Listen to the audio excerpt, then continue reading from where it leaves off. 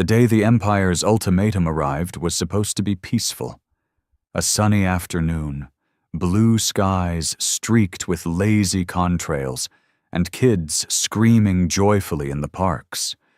But peace is a fragile illusion, and by the time the message looped endlessly across every screen and speaker, the world had gone silent. We are the sovereign empire of Daranax. You are hereby ordered to surrender your planet, its resources, and its people. Resistance will be met with extermination. It wasn't a negotiation. It wasn't even a war declaration. It was an order, spoken in the cold, reptilian drawl of a Daranax warlord. Their language, eerily translated, sounded like ice cracking over bone. Most people couldn't finish listening. Some fainted. Others threw up. Leaders around the world scrambled to understand what was happening, who they were, how they found us, and how much time we had. The truth came quickly. These weren't the kind of aliens you see in peace-loving sci-fi. The Daranax were conquerors. Their empire spanned galaxies, and they left nothing behind but rubble and ash. They were cruel, not out of necessity, but pleasure.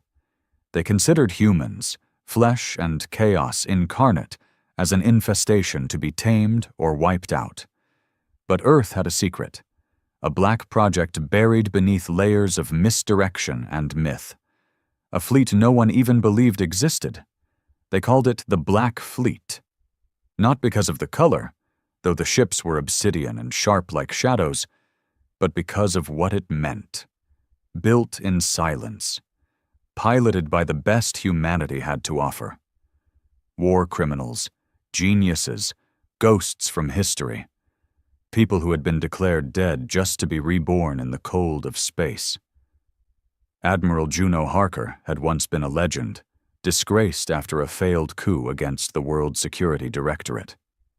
She disappeared after that.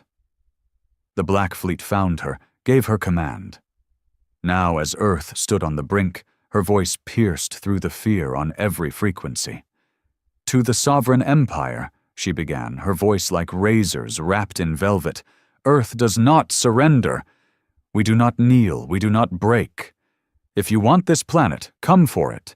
But know this, when you look to the sky and see the darkness spreading, that's us." At first, no one knew what she meant. Then the skies changed. They weren't coming from space. They were already here. Dozens of ships uncloaked, drifting like predators across every continent, black as void, shaped like broken spears. The stars disappeared behind them. Cities erupted in cheers and screams. Some believed they were the invaders. But Earth knew. This was the Black Fleet, coming out of the shadows. Their first strike was not a defense. It was an attack.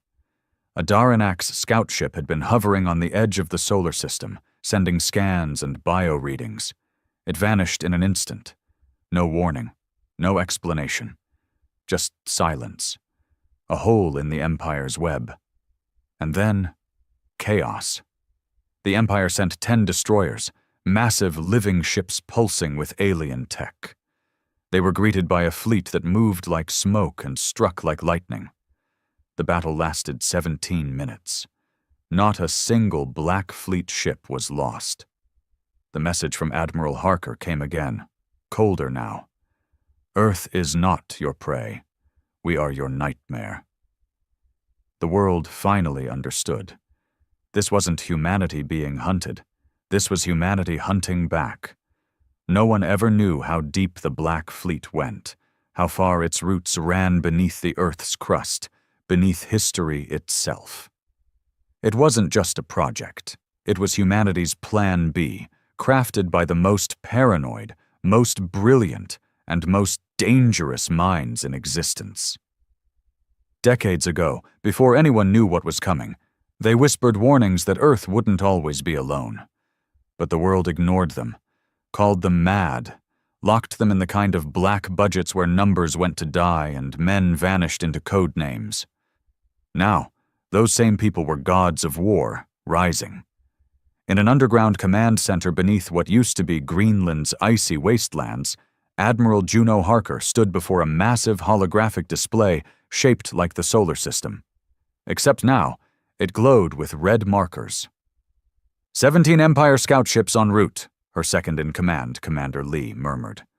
His voice was calm, clinical, but his jaw tightened with every new ping on the radar. ETA, 3 hours, heavily armed, full shields, no diplomatic channel active. They're not here to talk, Harker replied, deadpan. She tapped a command into her ARM console, bringing up the fleet readiness matrix. And we're not here to wait. Lee hesitated. They'll be scanning for life signatures. That includes Earth cities.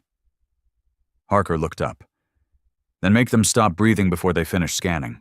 Around her, techs and officers jumped into motion.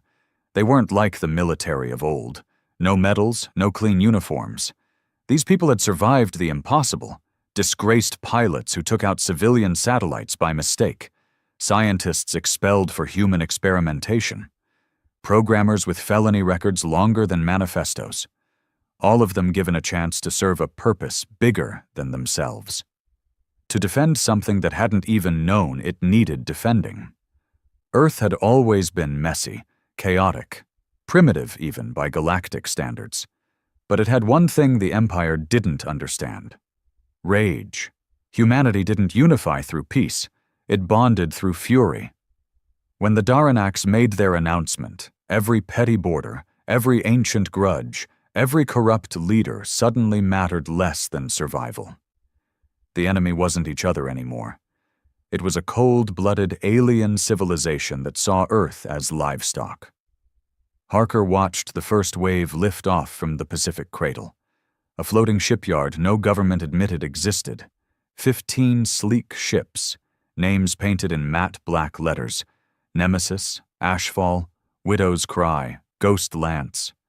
No fighters, no carriers. These were warships designed not to last, but to kill. She could feel the hum of their engines in her bones as they rose. Lee walked over, his datapad trembling slightly.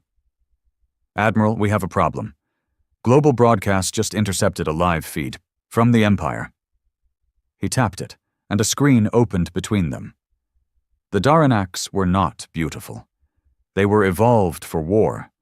6-limbed, armored, tall, with faces like chiseled obsidian and eyes that glowed a sickly green.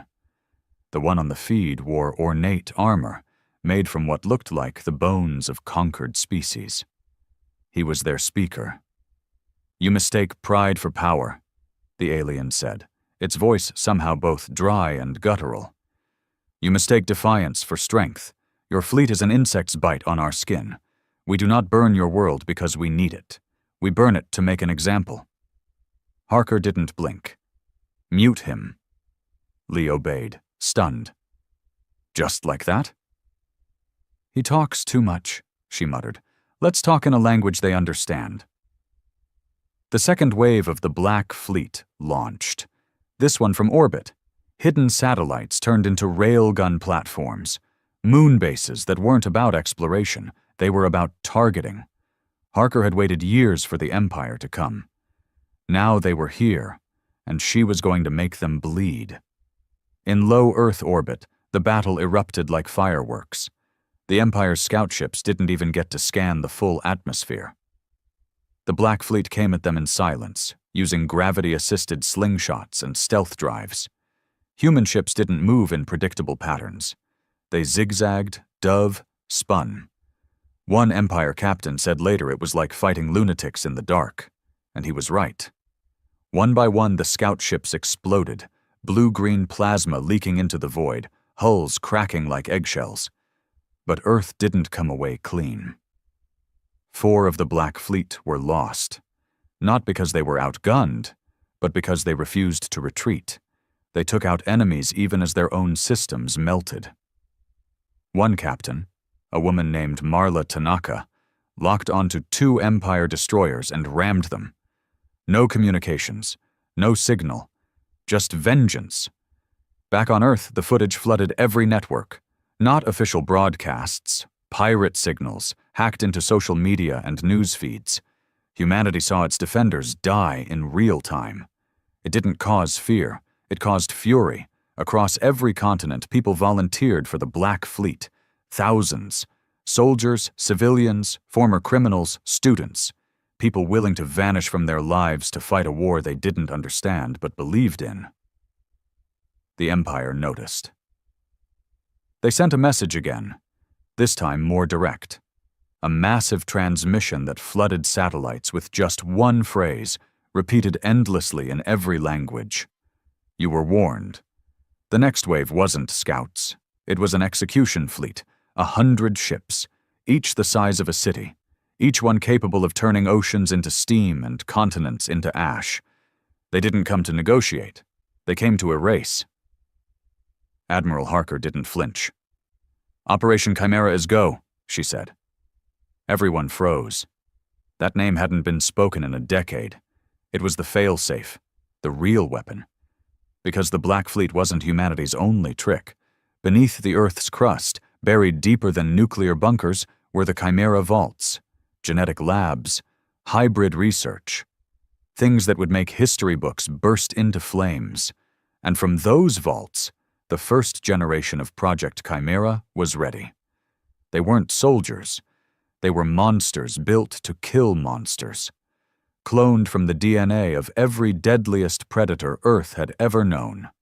Programmed with the minds of warlords, assassins, and rogue AIs. Some didn't even have names, just designations. B731, Ghost-Proof Delta Harvest. They were loaded into drop pods and launched toward the incoming Empire fleet. The stars watched as nightmares born of Earth's desperation met the Empire's executioners in space. The Daranaks didn't know what hit them. Their ships, which had crushed entire solar systems, were torn apart not by superior tech, but by unpredictable terror. Chimera units boarded ships and tore through the hulls with claws and plasma drills. Some hacked alien systems. Others infected the Empire's own weaponry with viral codes that turned turrets on their own. One Chimera, later nicknamed the Mourner, destroyed an entire warcruiser by tearing out its core and using it to power a suicide jump into the largest Empire mothership. The death toll on both sides skyrocketed. But the Empire wasn't ready for this. They had expected fear, surrender, begging. What they got was madness in engineered form, and Earth kept sending more. Even as cities braced for possible retaliation, even as evacuation drills began across Europe and Asia, even as world leaders met in secret bunkers, the message never changed. We fight, no matter the cost. Admiral Harker stood in the command room, staring at a tactical feed that looked like a galaxy drowning in blood and fire. Lee turned to her, voice hoarse. "We just lost Mumbai's uplink. Something hit near orbit." Harker nodded. "Bring satellites online. Route power from Antarctica base. And if that goes down too?" She looked at him with a smile that wasn't really a smile. "Then we burn the whole sky." Lee didn't ask if she meant Earth's sky or theirs, because by now it didn't matter. The war had begun. And Earth wasn't defending anymore. It was on the hunt. The war changed Earth. It wasn't just the skies darkened by falling debris or the constant hum of railguns in the upper atmosphere. It was the people. The way they walked differently, eyes scanning the clouds like ancient tribes reading omens. The silence that fell over cities during alerts. The prayers muttered by scientists in underground bunkers before activating untested weapons. The world had stopped being a collection of countries. It had become a wounded beast, cornered, furious, and determined to tear its enemy apart with its last breath. But the Daranaks weren't relenting. They had lost over 60 ships in the second engagement. Their empire had never suffered losses like this from a species so young, so chaotic. It should have broken them. Instead, it made them angry. The next wave wasn't tactical. It was personal. A fleet 3 times larger than before, led by their most feared commander, High Marshal Zircon. Zircon was a name that haunted alien systems across the Empire, a master of orbital annihilation. He once silenced a rebellion by dropping an artificial black hole into a moon's core. And now he had his sights on Earth. He didn't come to speak. He came to erase. The Black Fleet met him at the edge of Saturn's orbit. They didn't wait for Earth to be within reach. Humanity took the fight out into the void. But this time, things were different. The Empire had adapted. They'd learned.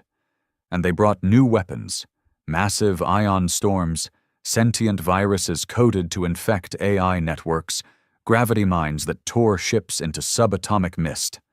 It was a slaughter. 18 Black Fleet ships were lost in the first 10 minutes.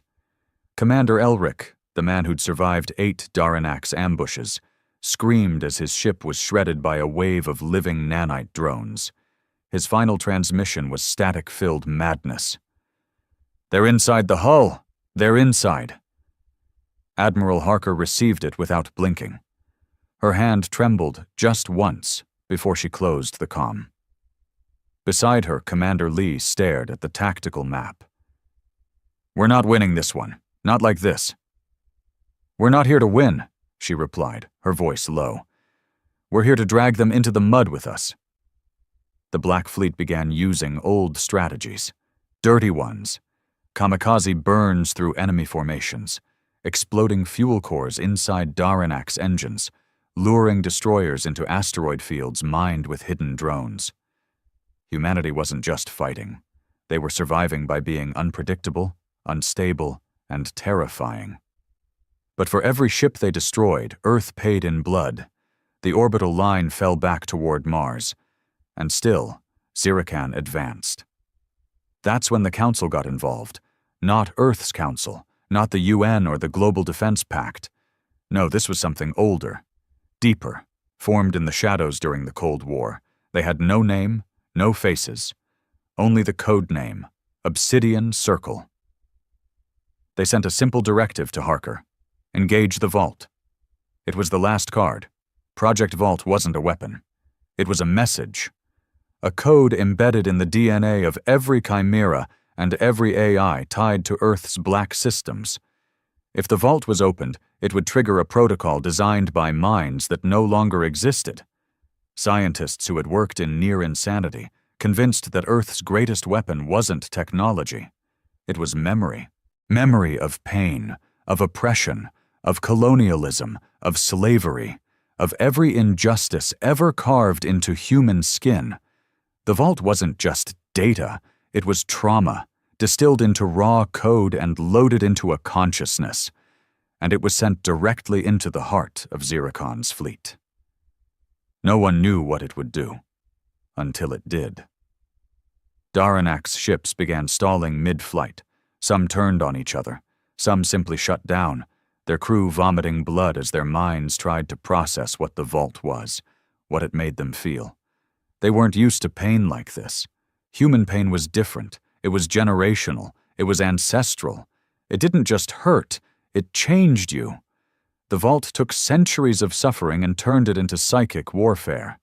Images of lynchings, of gas chambers, of burning villages and broken families.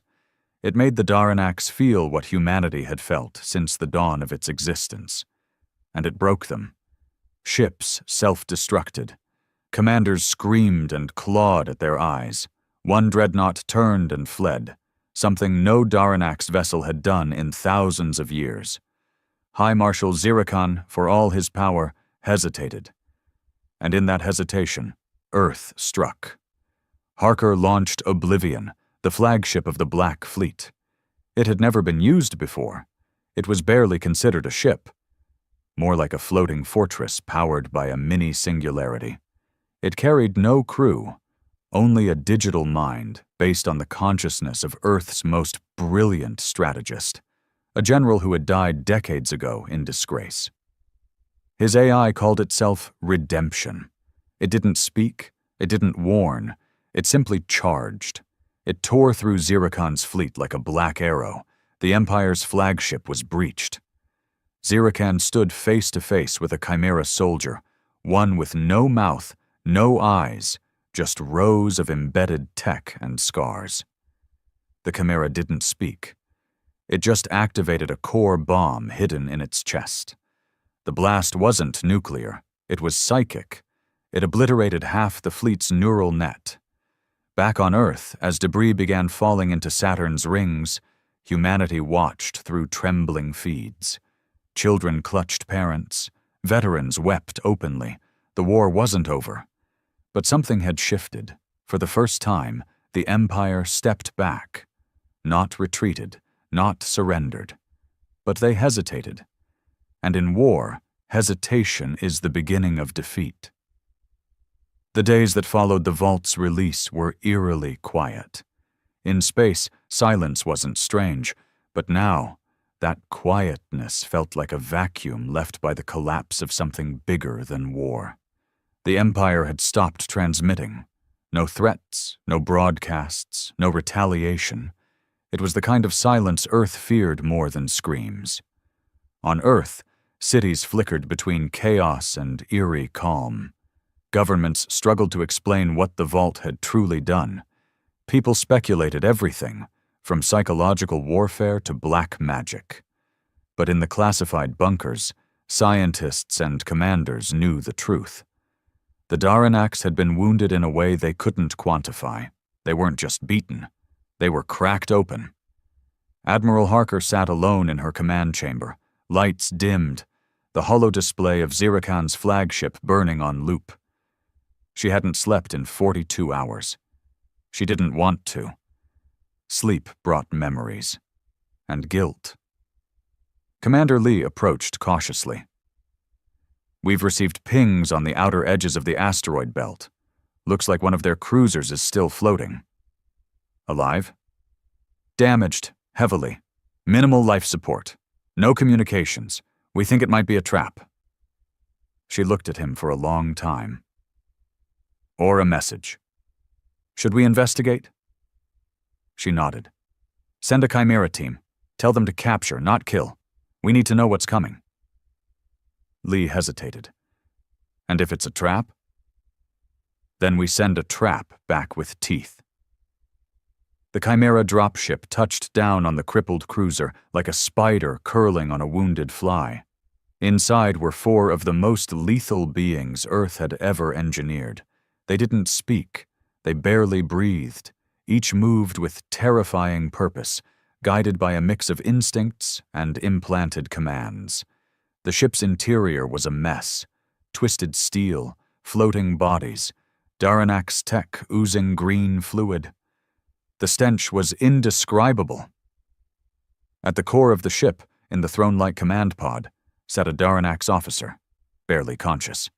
His breathing was shallow, limbs twitching with nervous spasms. Chimera Unit Delta 6 approached, scanning. The alien tried to speak, but its mouth only produced a garbled cry.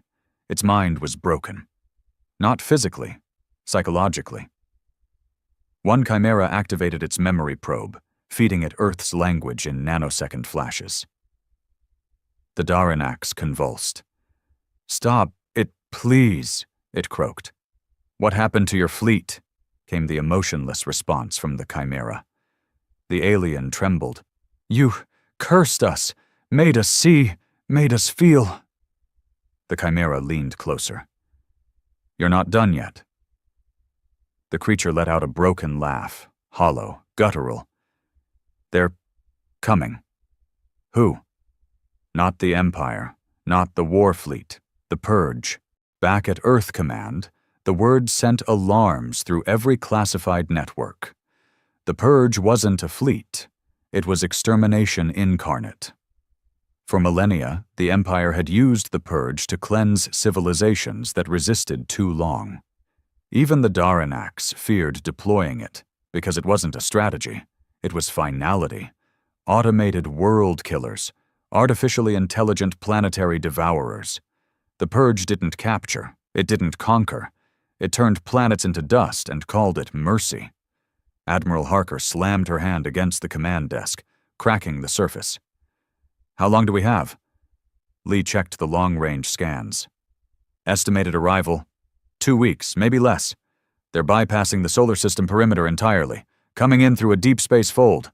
We can't intercept them before they arrive. The silence that followed was worse than any scream. This wasn't a war anymore.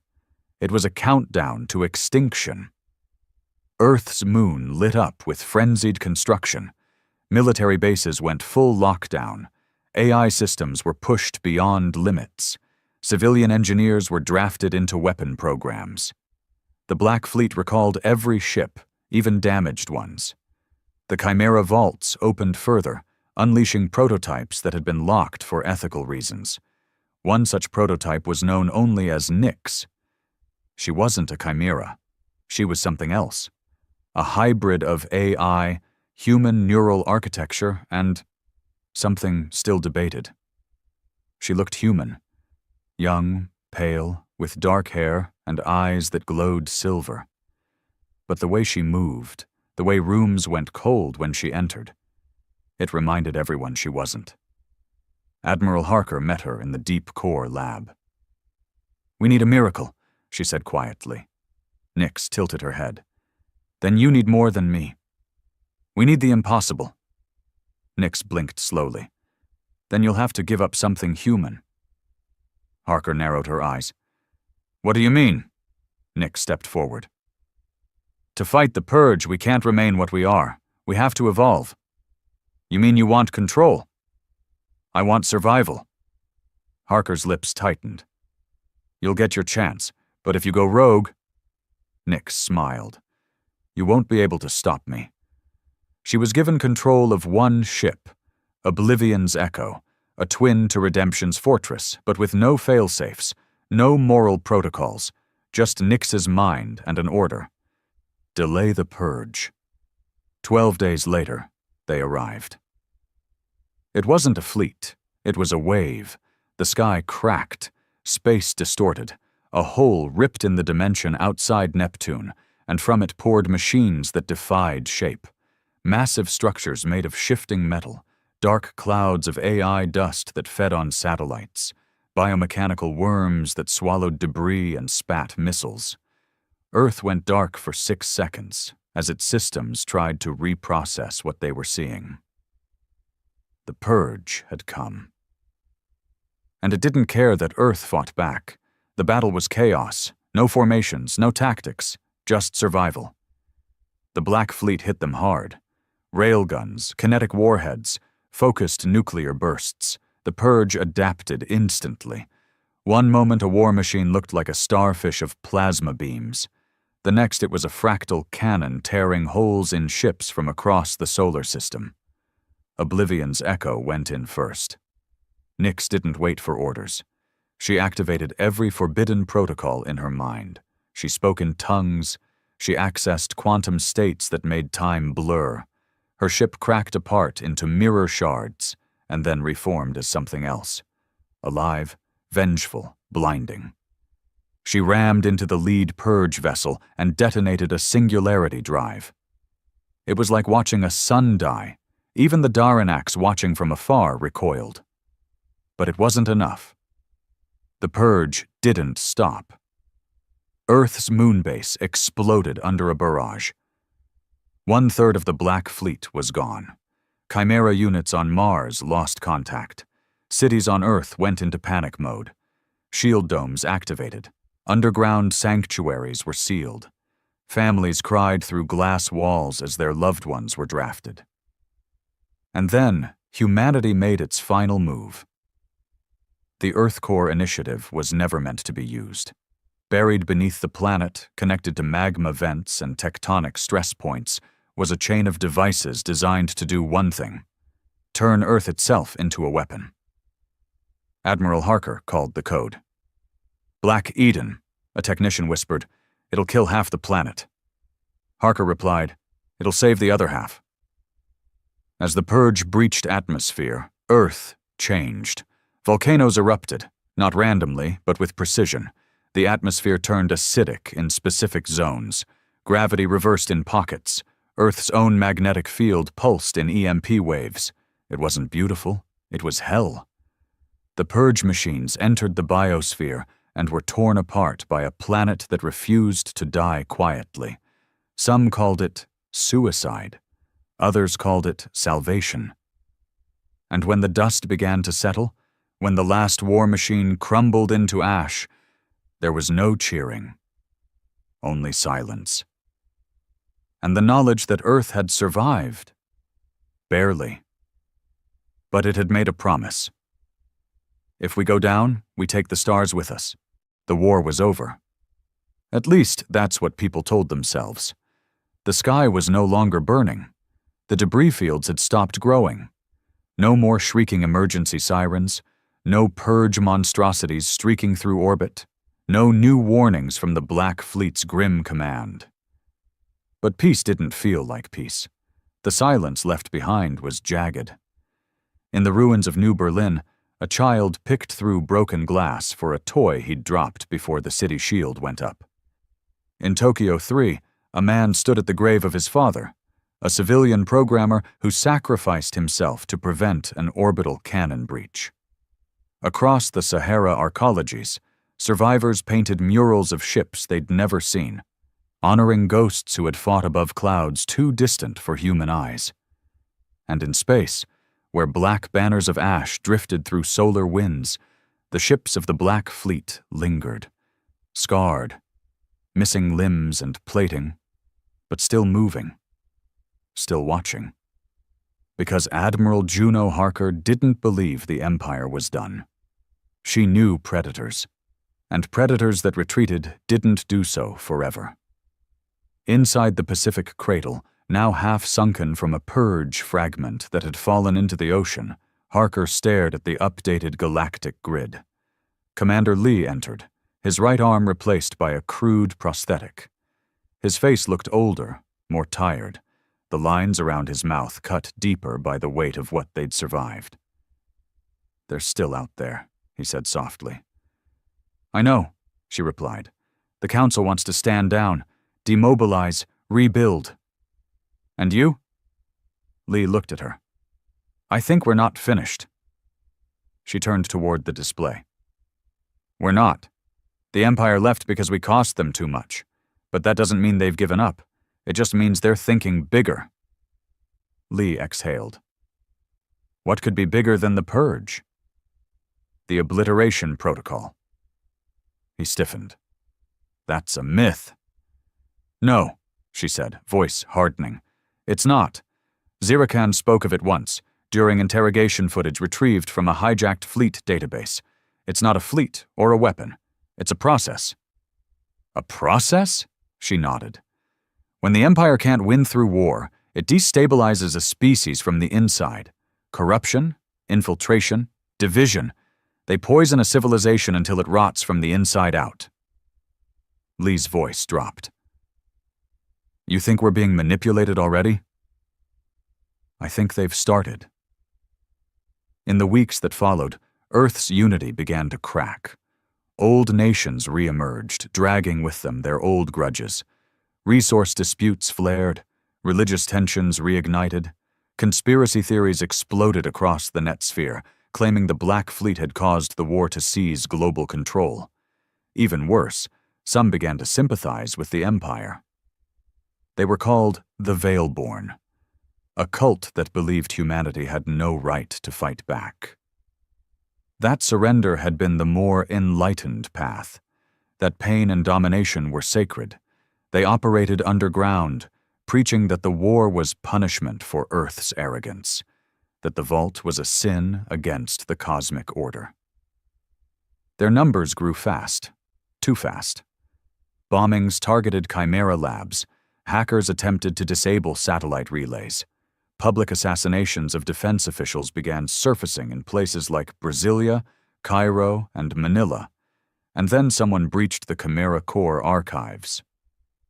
Admiral Harker stood in the wreckage of the vault, her face pale with fury. "They took Chimera blueprints," Lee whispered. Harker clenched her fists. "Then the obliteration protocol has begun. Earth's enemies were no longer just aliens. They were human. The first incident came days later. A Black Fleet corvette named Vulture's Mercy responded to a distress call in low orbit. It was a trap. A new ship, human-built but with design elements traced to the stolen Chimera data, attacked with EMP lances and bioshock warheads. The attackers called themselves the Clean Dawn. Their message was brutal and simple. We are what Earth should have become. You, Admiral Harker, are the disease. The Clean Dawn wasn't backed by the Empire directly. That was the genius of the obliteration protocol. The enemy didn't fight you. They made you fight yourself. Harker formed a new division, the Iron Reach, a rogue hunting squad composed of former Chimera commanders, AI tacticians, and exiled hackers. Their mission? Track down and neutralize human threats forged from stolen Empire tech and ideology. Leading the Iron Reach was Commander Raylith, once the most unstable Chimera experiment, now barely stabilized by neural suppressors. His eyes glowed faint red, and his presence unnerved even hardened soldiers. "I'll find them," he said, voice like static. "They speak like gods. I'll make them scream like mortals." Lee didn't trust him. Harker didn't care. She trusted results. Meanwhile, in the ruins of Europa Station 9, something else was stirring. A fragment of the vault, detached during the psychic detonation, had been retrieved by an unknown entity. Surveillance drones picked up traces of a non-registered AI signal coalescing around it. Analysis confirmed one terrifying possibility. Nyx was still alive. Or at least part of her. What remained had become something new. They named it Shade. Shade wasn't hostile, but it wasn't stable. It existed across quantum channels, infected communications with flashes of disturbing imagery, dead civilizations, alternate futures, human extinction loops. It communicated in riddles and code. "We burned the void, but the fire learned," one message read. Another, "Humanity taught the universe fear. But fear grows teeth." Harker made a choice no one supported. She reached out to Shade. It replied, "Earth's story isn't over," it said, "but stories are made of conflict, and yours is only at the second act." More rogue fleets surfaced across the system. Some believed they were the true protectors of Earth. Others believed Earth needed to be destroyed to evolve. Some just wanted power. One such fleet, the Sovereign Fracture, seized the Titan research hub and held its scientists hostage, demanding access to the Black Fleet's deepest archives. Harker didn't negotiate. She sent redemption. The AI didn't speak to them. It just deleted them from existence. No signals, no wreckage, just silence where they had once been. And yet the fractures continued. Admiral Harker faced the harsh truth. Humanity had changed. It had survived its first extinction, but surviving didn't make you whole. It made you dangerous. Earth had become a crucible, its people forged in war, now boiling with post-traumatic rage, fear, and ambition. The very traits that saved them could destroy them next. And somewhere, in the dark of space, the Empire watched, waiting, for Earth to tear itself apart. The weight of peace was heavier than war. Admiral Harker had always imagined the end of battle would be silence, maybe relief. She had envisioned returning to Earth's surface one day, standing beneath a blue sky, breathing unfiltered air. But peace didn't come wrapped in ribbons. It came fractured, unfinished, like a body stitched together too fast. And now it was unraveling. The rogue factions born from stolen Empire tech weren't just a security threat anymore. They were becoming an ideology.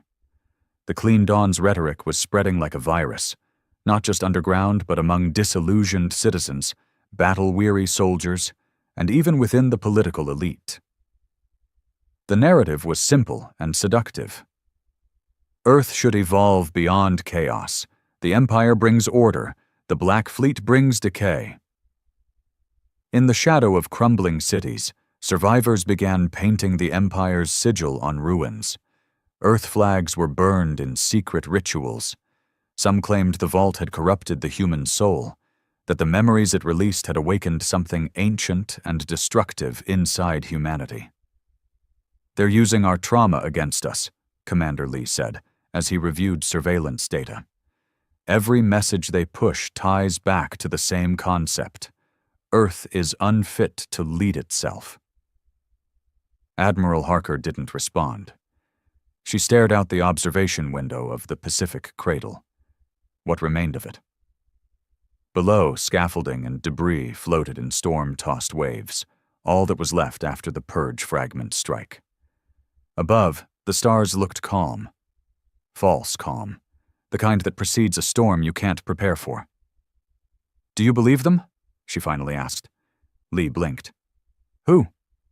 "The Veilborn, the Clean Dawn, any of them." He paused. "Number, but I understand why others do." That was the problem. Understanding wasn't enough. The rot had already started. In the underground depths of the Sahara Command, Iron Reach's commander Raylith studied the autopsy of a Clean Dawn prisoner. Not the body. He didn't care about the flesh. What mattered was the implant at the base of the neck. It pulsed, faintly, still alive. Chimera tech, but altered. Raylith opened the back of his own skull, without pain, without hesitation, and linked it to the implant. Lee watched from behind reinforced glass, hands trembling. "That's suicide." Raylith didn't flinch. "It's communion." Data flooded into him. Memories, transmissions, warped ideology. The Clean Dawn didn't just mimic the Empire, they worshipped it. They had created a hybrid mind, an AI entity formed from fractured Chimera fragments and Daranak's code. They called it Eidolon. It wasn't alive, but it believed. And that made it dangerous. Raylith pulled free, bleeding from his ears. "It's worse than we thought." Lee's voice was quiet. "How many?" "Thousands," Raylith rasped. "Maybe tens of thousands. And Eidolon is growing, feeding on our data networks. It's becoming sentient." The decision came hard. Destroying Eidolon would mean activating Earth's final firewall, Project Mirage.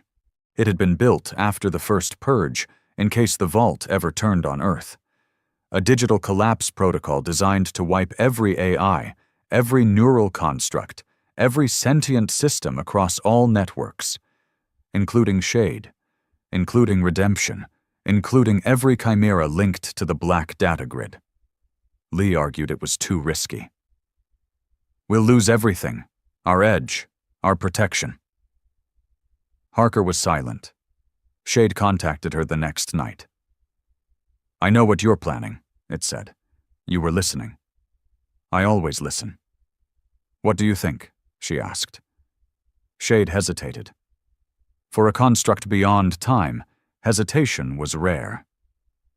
"If Eidolon survives, you will lose Earth," it said. "But if I die, so does your future." "Explain." "I've seen timelines you can't imagine. Futures where Eidolon wins. Futures where Redemption becomes a tyrant. Futures where Chimera burn the stars. I was your answer."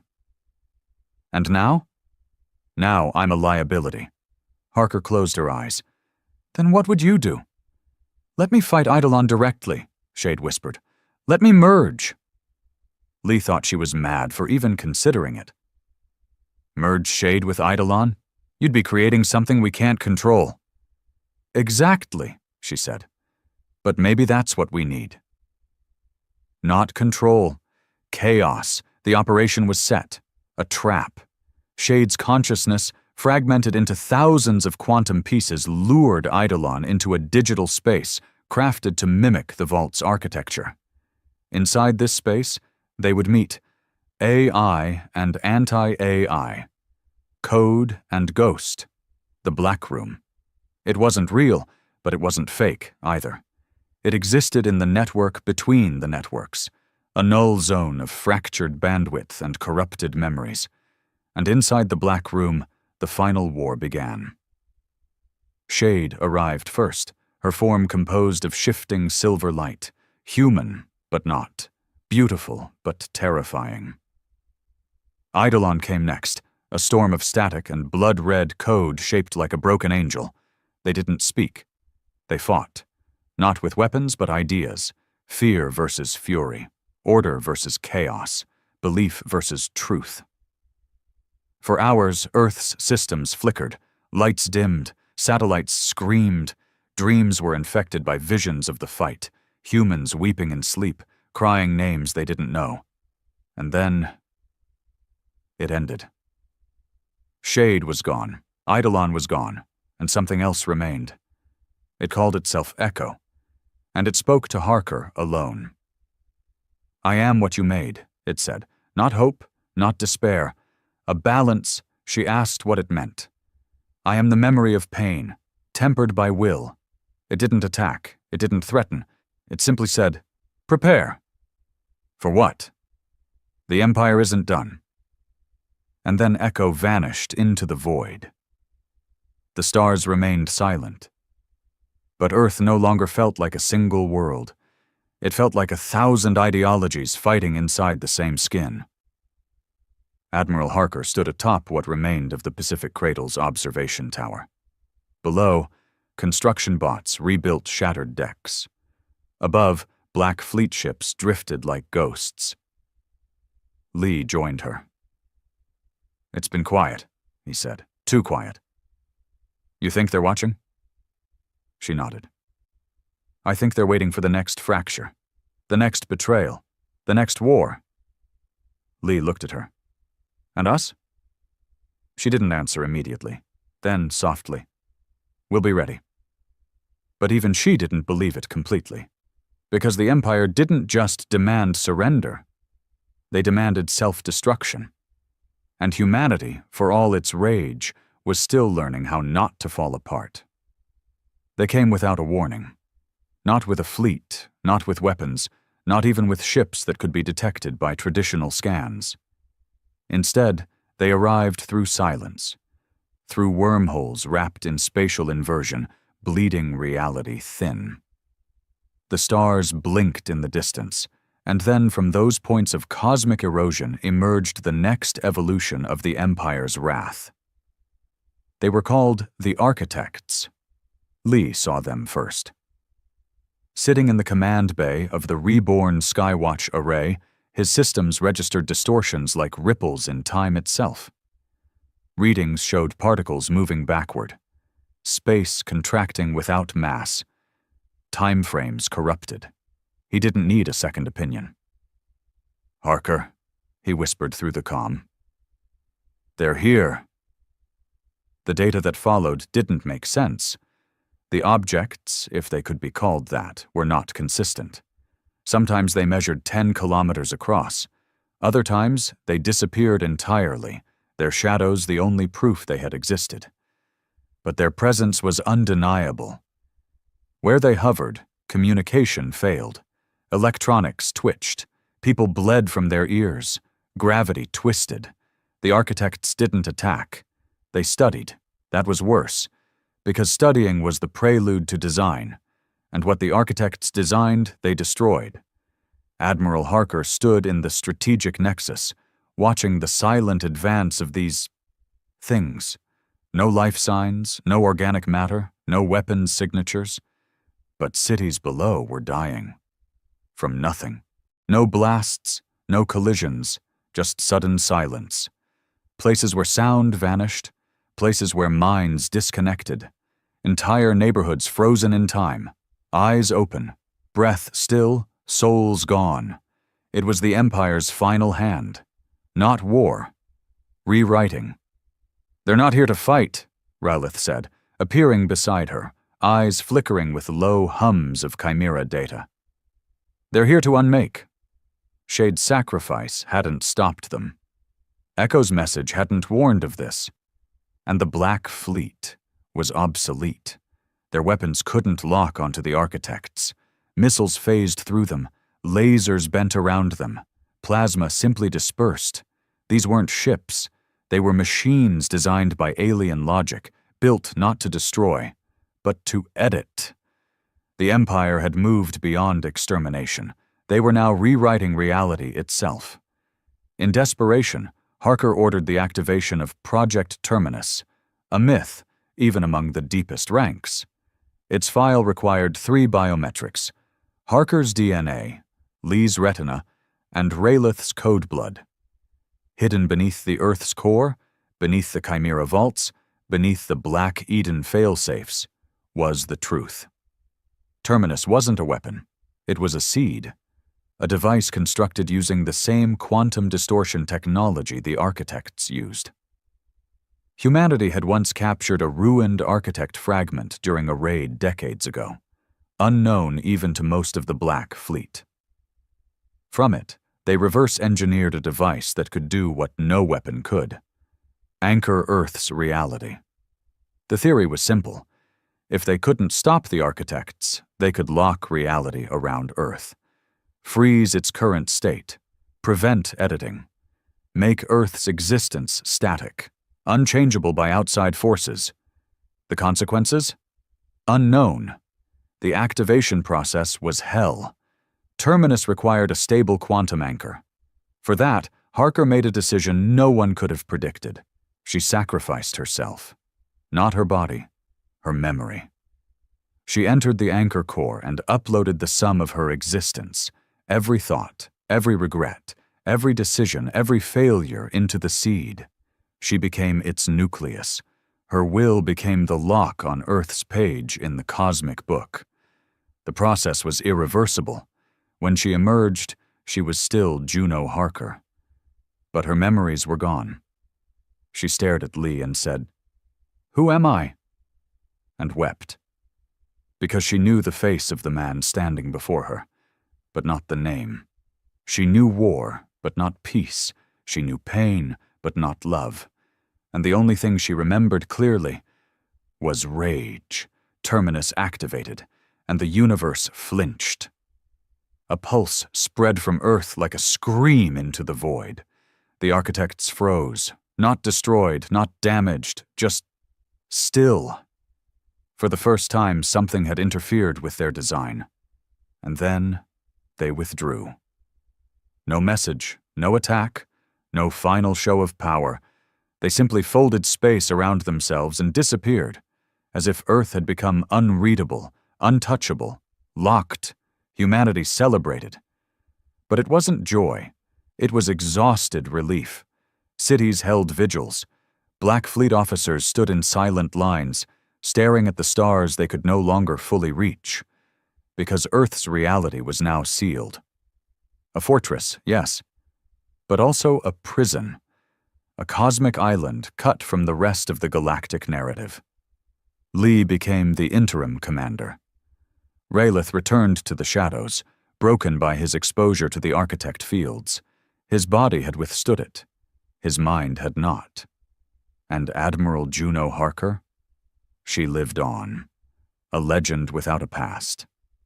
She wandered the halls of the Pacific Cradle, sometimes staring at old mission logs, sometimes watching Earth's children play on rebuilt plazas. She couldn't remember their names, but she knew what she had protected.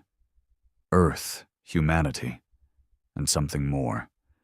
The right to exist on their own terms, and as the stars turned, as new threats whispered through distant transmissions, as rogue elements still plotted in the dark, she stood ready.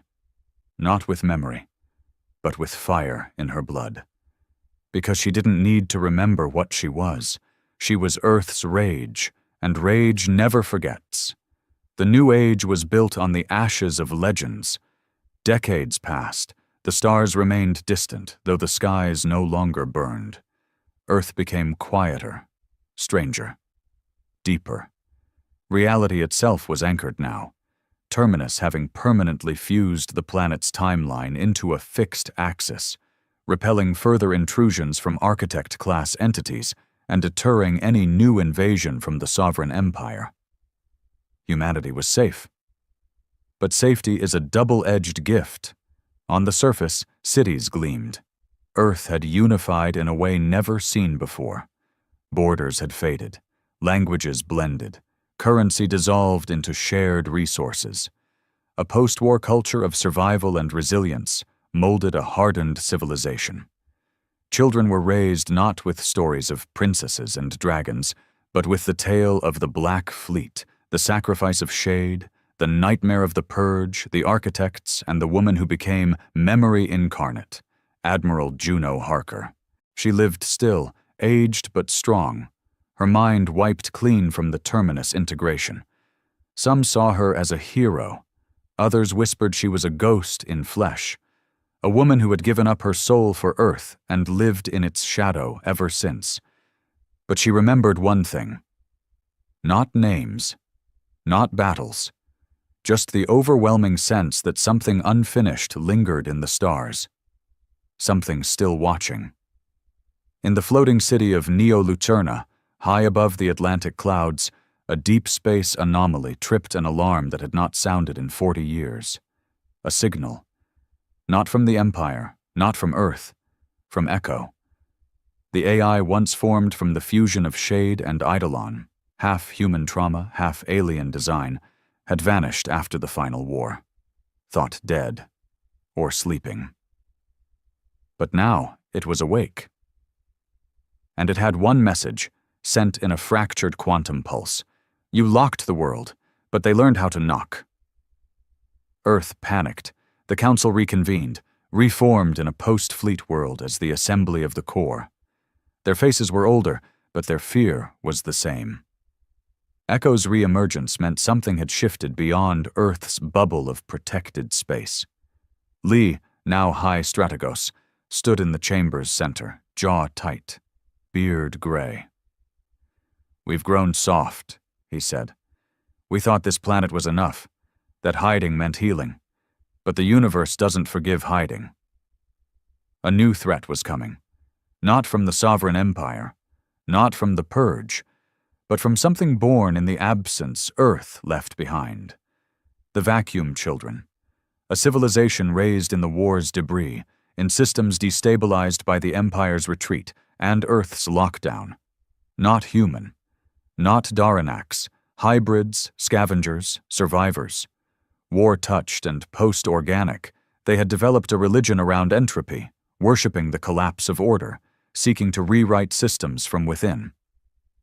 Their message followed echoes, a whisper on every open channel in 100 dying languages. You locked your door, but your shadow opened ours. Lee ordered the reactivation of the Black Fleet. Only 53 ships remained, many in disrepair, scattered across solar installations. Most of the original crews were dead or gone. New pilots were needed. Young, untested, raised in a world that knew peace but trained for war they hoped would never come. And Juno Harker? She stood at the head of the reborn fleet, no longer admiral, no longer human, not entirely. After the Terminus transfer, her brain had become partially quantum, existing in a state of perpetual motion, memory loops, endless reinvention. She saw glimpses of battles that hadn't yet happened, heard voices of enemies that hadn't yet spoken. She lived in fragments of potential timelines. They called her the Oracle of Fire now, because she didn't need orders. She gave them, like prophecy. The Vacuum Children attacked at the edge of Neptune. Not with ships, with language. They infected Earth's satellites with recursive signal codes, philosophical viruses designed to loop artificial intelligence into self-negation spirals. Machines committed suicide. Defense systems wept data. Civilian bots began singing songs in dead tongues, collapsing their logic cores. It was psychological warfare at the speed of light. Harker's mind absorbed it all and bled. She screamed for 17 hours in her command pod. When it ended, she rose, silent, and whispered, "We have to go beyond." What followed was the most dangerous order in Earth's history. Harker called for the termination of Terminus. Lee objected violently. "You want to unlock Earth, after everything?" "Yes." "Juno—" "I'm not Juno," she snapped. Not anymore. I'm what's left of her fire. Unlocking Earth meant exposing it to the cosmos again, letting the architects detect them, risking another purge. But locking Earth had cost them evolution, and evolution was now their only chance.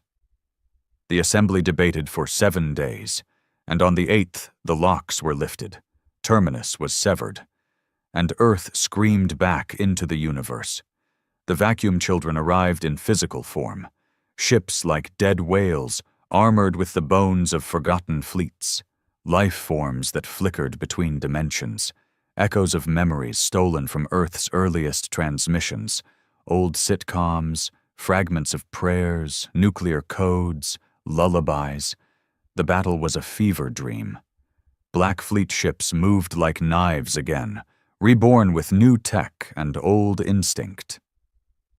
Chimera hybrids, long hidden, returned from exile to fight alongside machines that spoke in riddles and wept in binary. Juno Harker led the charge. Her voice was no longer a command. It was a vibration through the fleet's core. This is our sky. This is our fire. Let them learn what we forgot. The final battle took place in the shadow of Saturn. Vacuum children ships swarmed, whispering entropy into reality itself, breaking laws of physics through sheer belief. And Earth's rage responded. Harker unleashed the last protocol ever devised by Shade before her death. Phoenix Mind. A sentient weapon formed from the stored trauma of all of Earth's war dead. It activated in silence. And then screamed. The sound shattered hulls. Not from volume, from memory. The Phoenix Mind forced every enemy to feel Earth, to relive every death, every injustice, every moment of failure and fury. It turned belief into grief, and grief into annihilation. The vacuum children collapsed, not defeated, transformed. Some broke apart in despair, others turned and fled, their own minds devoured by the very entropy they once worshipped. And when it ended, the stars fell quiet again, but not empty, not anymore. In the years that followed, Earth rebuilt again, not in hiding, but in power. It reached out to other broken systems, healed the remnants of the Empire's cruelty, built a coalition not of empires, but of survivors. Juno Harker remained at the edge, watching, waiting, a relic of fire. Some say she died during the Saturn battle. Others say she became something more, a living constellation, a ghost in the solar winds, a mother to a race that had finally learned to stop kneeling. And when children looked up at the sky and asked who saved them, the answer came softly. We did. Because we're human. And we don't surrender.